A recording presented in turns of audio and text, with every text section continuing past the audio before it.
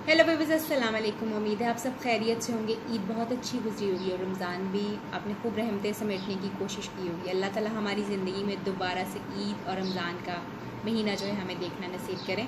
Babies, आज एक बहुत इंपॉर्टेंट टॉपिक के ऊपर बात करना चाह रही हूँ, उन रवैयों की बात करना चाह रही हूँ जिसको मैंने अपनी प्रैक्टिस में ऑब्ज़र्व किया है कि जिसकी वजह से लोगों के ताल्लुकात जो हैं वो ख़राब हो जाते हैं, शुरू में डैमेज होना शुरू हो जाते हैं और आहिस्ता आहिस्ता वो ताल्लुकात उन्हीं रवैयों की वजह से ख़त्म हो जाते हैं। उसमें सबसे इम्पॉर्टेंट जो एक सबसे इम्पॉर्टेंट रवैया जो है और सबसे पहले जिसके बारे में बात करना चाह रही हूँ वो ये है कि अक्सर हम ये समझते हैं और लोगों को कह भी देते हैं कि मुझ पर ट्रस्ट करो।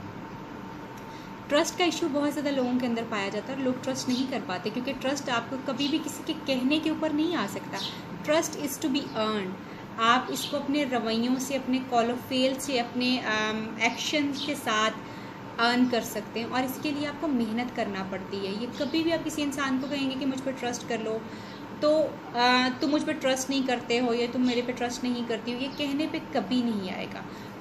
ट्रस्ट को अर्न करने के लिए अपने कॉल ऑफ फेल में तज़ाद वाली सिचुएशंस जो हैं उनको कम से कम आने दें। इसी तरह से वो लफ्ज़, वो चीज़ें मत कहिए जो कि आप नहीं कर सकते, सो दैट आपका ट्रस्ट जो है वो आप एक दूसरे के ऊपर आपका ट्रस्ट जो है वो कायम रह सके। और जो कहीं उसको मैक्सिमम कोशिश करें कि आप कर पाएँ, और अगर आप ना कर पाएँ तो उसके बारे में ख़ुद ही बात करके उसको क्लैरिटी के साथ अपने जो दोस्त है, अहबाब है, आपके फैमिली है, आपका स्पाउस है, जिससे भी आपका कोई इस तरह की चीज़ें जो हैं वो हो रही हैं, आप उनको बहुत क्लियरली और आराम से जो है उसके बारे में क्लैरिटी के साथ जवाब दे दें कि ये चीज़ नहीं हो पाई। आई सेड कि मैं ये करूँगा मगर वो इन वजूहात की वजह से वो नहीं हो पाई। और कोशिश करें कि ऐसी चीज़ें कम से कम हों जिनमें आपको ये कहना पड़े कि ये नहीं हुई, ये नहीं हुई, ये नहीं हुई। बिकॉज आप जितनी दफ़ा इस तरह की चीज़ें बार बार कहेंगे वो आपके खाते में एक नेगेटिव चीज़ के तौर के ऊपर जो है वो दर्ज की जाएगी और फिर अल्टीमेटली जो है लोगों का ट्रस्ट आपके ऊपर ख़त्म हो जाएगा कि आप जो कहते हैं वो आप नहीं करते। ट्राई टू, सबसे पहले तो एक्सपेक्टेशंस ही इस तरह की बनाएं, चीज़ें ही इस तरह की करें जो आप कर सकते हैं। जो नहीं कर सकते उसके बारे में कोई कमिटमेंट मत कीजिए, वो कहीं भी मत। इसी तरह से जो दूसरा अहम रवैया जो है वो ख़ास तौर पे है रिस्पेक्ट। जब तक रिस्पेक्ट आप किसी को देते नहीं, आपको रिस्पेक्ट कभी वापस मिल नहीं सकती। ये बहुत इंपॉर्टेंट है कि आप अपने लफ्ज़ों से, अपने जेस्चर से, लोगों के बीच में, अकेले में आपके साथ जो लोग एसोसिएटेड हैं, आप उनको बहुत रिस्पेक्ट के साथ बुलाइए। आप ऐसे लफ्ज़ इस्तेमाल कीजिए जिनसे रिस्पेक्ट जो है वो शो हो, और सिर्फ वो लफ्ज़ों की हद तक नहीं होनी चाहिए, वो आपके एक्शंस के अंदर भी जो है वो होनी चाहिए। बिकॉज़ बहुत सारे लोगों को मैंने देखा कि भाई कोई इंसान उनको बहुत अच्छा लगता है, बहुत अच्छा ताल्लुक़ है, सब कुछ है, मगर वो ताल्लुक़ ख़राब और ख़त्म इसलिए हो गया कि वहाँ पे रिस्पेक्ट का एलिमेंट जो था वो नहीं कायम था, बाउंड्रीज़ नहीं थी। बहुत ही इस तरह के अल्फाज इस्तेमाल किए जाते थे एक दूसरे के लिए जो कि नाज़ेबा अल्फाज भी थे और जिसमें रिस्पेक्ट नहीं होती थी। दूसरों के सामने और आपस में एक दूसरे के लिए रिस्पेक्ट का एलिमेंट होना बहुत बहुत ज़रूरी है। जब ये रिस्पेक्ट ख़त्म हो जाती है तो ताल्लुक़ डैमेज होते होते ख़त्म हो जाता है। तीसरी अहम एक चीज़ जो है वो आपस में बातचीत है। बिकॉज़ जब तक आप एक दूसरे से बातचीत नहीं करते, जब तक आप अपना पॉइंट ऑफ व्यू किसी से को समझाते नहीं हैं, जब तक आप किसी को ये नहीं बताते कि आप क्या चाहते हैं, आपकी एक्सपेक्टेशंस क्या हैं, आपको क्या अच्छा लगता है, क्या बुरा लगता है, और दूसरे की कौन सी चीज़ जो आपको हर्ट करती है, तब तक आप ये मत सोचिए कि अगले बंदे को पता ही होना चाहिए। Because I have heard this, मैं बहुत ज़्यादा सुनती हूँ लोगों से ये कि अगले बंदे को पता ही होगा कि मैं ये सोच रहा हूँ, मैं ये चाहता हूँ। ये नहीं होता ऐसा। बिल्कुल कोई दूसरा इंसान जो है खुदा और फरिश्ता नहीं है या जिन भूत नहीं है जो आपके दिल में घुस के सारी चीज़ों के बारे में जान जाएगा कि आप क्या सोच रहे हैं, आप क्या एक्सपेक्ट कर रहे हैं, आपकी उम्मीदें क्या हैं, आपको क्या चीज़ें बुरी लगती हैं। आर्टिकुलेट इट, अपनी ज़ुबान से इसको बयान कीजिए। आपको जो अच्छा लगता है, जो बुरा लगता है, जो चीज़ें आपको खुशी देती हैं, जैसा रिलेशनशिप आप देखना चाहते हैं, जो चीज़ें आपको लगता है कि वो प्रॉब्लम क्रिएट कर सकती हैं आपके रिलेशनशिप में, उनके बारे में बात कीजिए। क्योंकि बातचीत करना एक ऐसी चीज़ है जो बड़े से बड़े मामले को तय कर देता है, बड़े से बड़े मामले को रिजॉल्व कर देता है और रिलेशनशिप्स को बहुत बेहतर और ख़ूबसूरत बना देता है। अपनी कम्युनिकेशन जो है वो ज़रूर एक दूसरे के साथ बहुत ओपन रखिए और कम्युनिकेट कीजिए। अपने दिलों में बातों को मत रखिए कि उसको बगैर कहे ही समझ जाना चाहिए। कोई बगैर कहे नहीं समझ सकता। कोशिश करें कि आप उसको कहें और समझाएं और बताएं, और फिर आप गिला करें कि मेरे कहने के बावजूद भी उस इंसान को मेरी बात जो है वो समझ नहीं आई। बिकॉज़ कम्युनिकेशन का ना होना, कम होना, गलत होना, ज़रूरत से ज़्यादा होना ताल्लुकात को ख़राब करता है और अल्टीमेटली ख़त्म कर देता है। चौथा अहम रवैया, जो कि बहुत अहम रवैया है, जिसकी वजह से मैंने ताल्लुकात को बर्बाद होते ख़त्म होते देखा है, बहुत अच्छे अच्छे ताल्लुकात मैंने देखे हैं कि ख़त्म हो गए हैं इसकी वजह से, वो है ज़रूरत से ज़्यादा सच बोलना, ज़रूरत से ज़्यादा लोगों की टो लगाने की कोशिश करना। प्लीज़ अपनी एक पर्सनल बाउंड्रीज़ में हमेशा रहिए। आपकी कुछ ऐसी चीज़ें, कुछ ऐसी इन्फॉर्मेशन होती है जो आपकी बहुत पर्सनल होती है, जिसका लेना देना किसी के साथ कुछ भी नहीं होता।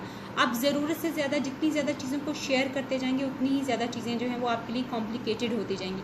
जितना सच बोलना ज़रूरी है उतना सच बोलिए, जो कि आपके ताल्लुक़ को सेव कर सके, जो कि आपके ताल्लुक़ को बढ़ा सके। हर चीज़ के बारे में ऐसे ही शेयर करते रहना, हर चीज़ के बारे में ऐसे ही बयान करते रहना, ये ज़रूरी नहीं है।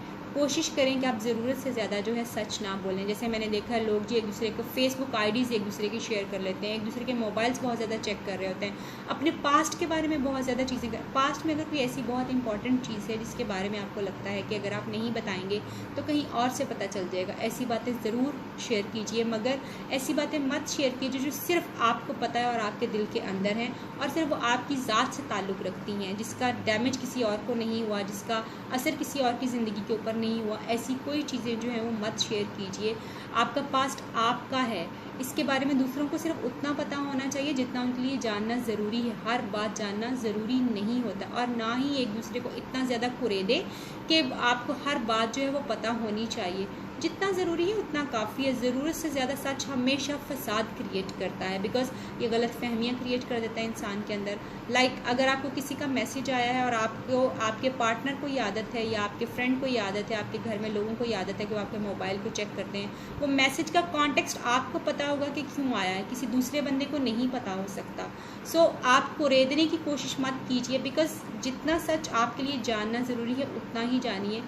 लोगों की ज़िंदगियों में इतना ज़्यादा इन्वॉल्व होने की कोशिश ना कीजिए कि आपको सारी निटी-ग्रिटी जो है वो पता होनी चाहिए, बिकॉज़ जैसे मैं पहले ही कह चुकी हूँ कि ज़रूरत से ज़्यादा सच जो होता है वो फसाद होता है, और बाद में उन्हीं चीज़ों के आपको पता चलता है जो कि इवन आपने गैर ज़रूरी बातें शेयर की हुई होती, जो कि रिलेशनशिप में शेयर करें या ना करें इंपॉर्टेंट नहीं होता। जैसे फैमिली के बारे में, फैमिली के प्रॉब्लम्स के बारे में बहुत ज़्यादा लोगों ने छोटी छोटी बातें भी शेयर की हुई होती हैं, उनको शेयर मत कीजिए, क्योंकि बाद में इन्हीं चीज़ों की वजह से जो है वो प्रॉब्लम्स आना शुरू हो जाते हैं, ताना तशना एक दूसरे के ऊपर शुरू हो जाता है, एक दूसरे को क्रिटिसाइज़ करना शुरू हो जाता है। सो उतनी मालूमात शेयर कीजिए जितना एक रिलेशनशिप को बचाने और उसको बनाने के लिए बहुत बहुत ज़रूरी है। सिर्फ उतनी इन्फॉर्मेशन, ज़रूरत से ज़्यादा इन्फॉर्मेशन मत शेयर कीजिए।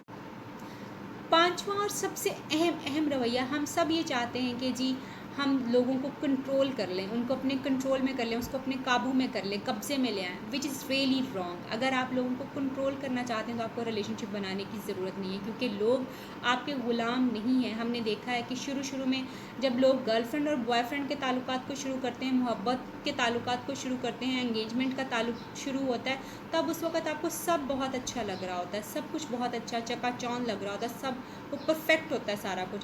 बट द मोमेंट आप की ज़िंदगी में ये चेंज आता है कि आप उस बंदे के साथ अपना एक ताल्लुक़ बनाने लगते हैं, एक ऐसा लीगल ताल्लुक़ जो कि अनाउंस ताल्लुक़ होता है, उसी इंसान में आपको कुछ बुराइयाँ, कुछ ऐसी चीज़ें नज़र आना शुरू हो जाती हैं जो पहले नहीं नज़र आती।